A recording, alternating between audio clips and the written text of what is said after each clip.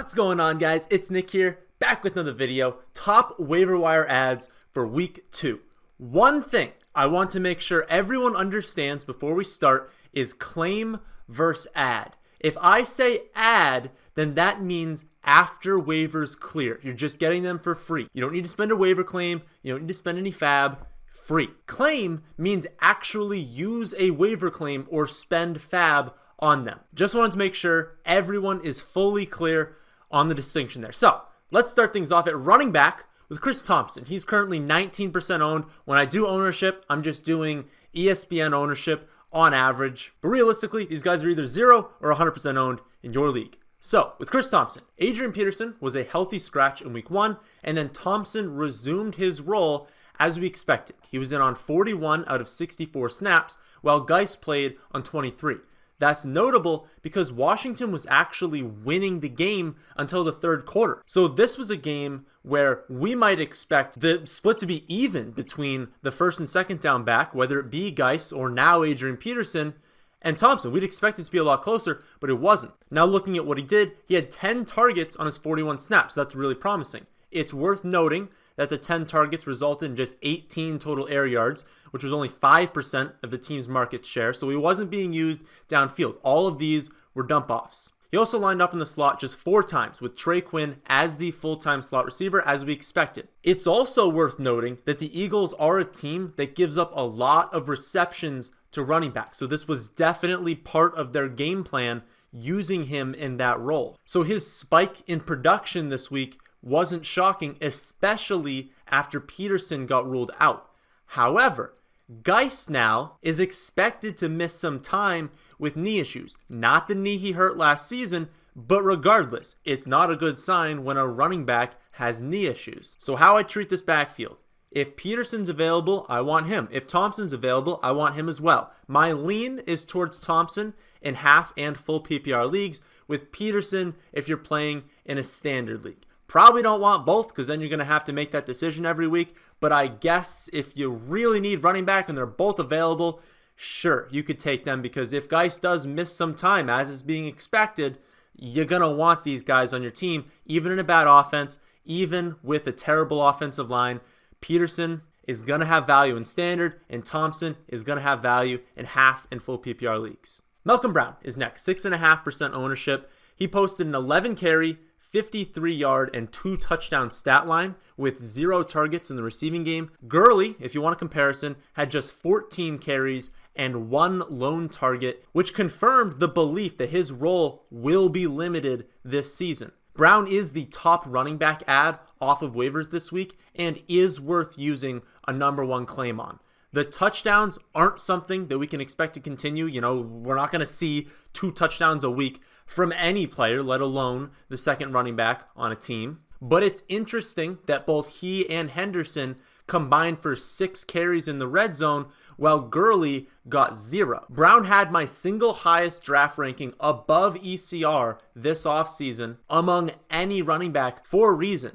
Gurley's touches are capped, and whoever is getting the carries on the Rams needs to be owned. You can realistically start Brown as a flex option this week against the Saints, although I will say you should not be expecting multiple touchdowns each week, and if he's also not going to be used in the receiving game, his upside's a little bit capped as well. So he is a flex option, but not someone you need to just go out, claim, and start, because Gurley is still there, and they are still going to use Henderson moving forward. Alexander Mattison is next, and he may have only had 9 carries for 49 yards, but he looked really good, and he is the clear backup to Dalvin Cook. With how much the Vikings want to emphasize the run game, he needs to be owned in more than 13% of leagues. He's not someone you'll ever be starting unless Cook goes down, but he'll be a running back 1 if that does happen. So he's a great guy to have on your bench. I'm not using a claim or any sort of fab on him, but if he's still there after waivers and you want to add him, you need more depth, or maybe you have Cook and you want some insurance, then he's fine to add into like your last bench spot. But I'm not going and spending a claim on him. Raheem Mostert is now the number 2 due to Tevin Coleman's ankle injury, We don't know exactly how much time Coleman is expected to miss, at least as of recording this. If there's more information, then use that information. But like I said, we don't know yet. All they've said is that he's expected to, quote, miss time. He's having an MRI today, so we should find out probably tonight how that's looking. If it's a low ankle sprain, it might only be a few weeks. If it's a high ankle sprain, it could be more like a month that he could miss. Regardless, if he's going to miss time, Mostert needs to be owned. He was really solid in limited action last season, and this offense can support 2 fantasy-relevant running backs. He is also not someone that I would claim. But if he's there after waivers clear, add him. Last running back is Rex Burkhead, 2% owned, and I'll start off right here by also saying not someone I'd spend a claim or fab on. I want to talk about him though because I know basically everyone watching this video watched at least some portion of that Pittsburgh Steelers New England Patriots game. He's clearly going to be used in some game scripts, but that game script that they used is a different one than they're going to use other weeks this season. There are going to be a ton of weeks where Burkhead barely sees the field, especially as they start getting Harris more involved. He was a healthy scratch this week. There will be weeks where I bet you Burkhead is a healthy scratch and they use Harris. So even though he's actually like a running back 2 right now in fantasy, you're not going out and getting Burkhead because the volume just isn't there. You're not actually going to be able to start him moving forward. Let's move on to wide receiver. And oh my goodness, did wide receiver see some monster performances in week 1. There were a bunch of players who had over 100 yards and a touchdown, and a few guys with over 150 and 2 touchdowns. We're going to start off right now with one of those players, not 150, but 147 and 2 touchdowns, and Marquise Brown. The Ravens are a great offense, like we've said in every video this summer. Now, this was a much bigger performance than you can expect moving forward. The Dolphins are a disgrace on defense this season. It's by design. I don't want to throw a bunch of shade at the Dolphins organization. They're not trying to win. They're playing for the future right now, and they're actually being pretty smart about how they build for the future. But right now, we're targeting every single offense that plays them. The Ravens just scored 59 points, and that's not going to happen every single week. And Brown's not going to post 4 for 147 and 2 touchdowns on just 5 targets, less than 100 air yards, and just 14 total snaps each week. Yeah, you heard me right.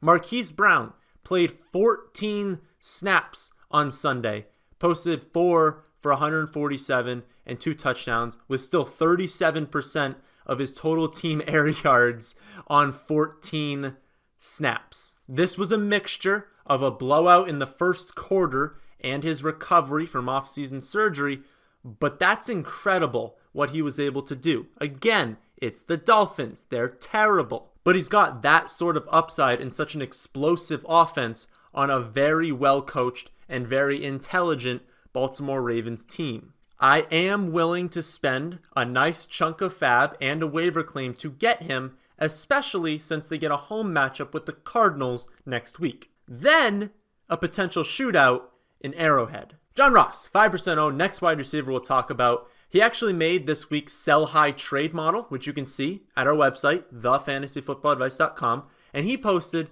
a 7 for 158 and 2 touchdown stat line, which looks amazing. And I'm sure people are excited that he finally did something after being taken 9th overall 2 years ago now. But if you watch the game, then you know how he scored those 2 touchdowns. One was on a 33-yard flea flicker, the other was on a 55-yard bomb where the safety blew the coverage. That second touchdown gets picked off 99% of the time.